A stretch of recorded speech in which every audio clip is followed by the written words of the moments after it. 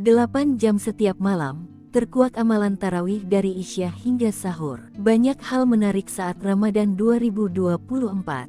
Salah satunya adalah salat tarawih terlama di Magetan. Salat tarawih tersebut memakan waktu hingga 8 jam lamanya. Salat tarawih terlama tersebut dilaksanakan tepatnya di Ponpes Al-Fatah, Desa Temboro, Kecamatan Karas. Salat tarawih 8 jam tersebut dimulai setelah salat Isya atau sekitar pukul 19 waktu Indonesia Barat. Salat selesai sekitar pukul 3 waktu Indonesia Barat atau saat waktunya santap sahur. Video tarawih 8 jam itu dibagikan akun TikTok @tokopeci_temboro dan kini kembali viral dibagikan akun Instagram @foxshit seperti dikutip Tribun Trends, Senin, tanggal 18 Maret tahun 2024. Sebagaimana diketahui, salat tarawih umumnya dikerjakan 8 rakaat ditambah witir 3 rakaat atau 20 rakaat ditambah witir 3 rakaat. Namun salat tarawih di Ponpes di Magetan menjadi lama karena diisi amalan menyelesaikan bacaan satu mushaf Al-Quran dalam satu kali salat tarawih. Artinya,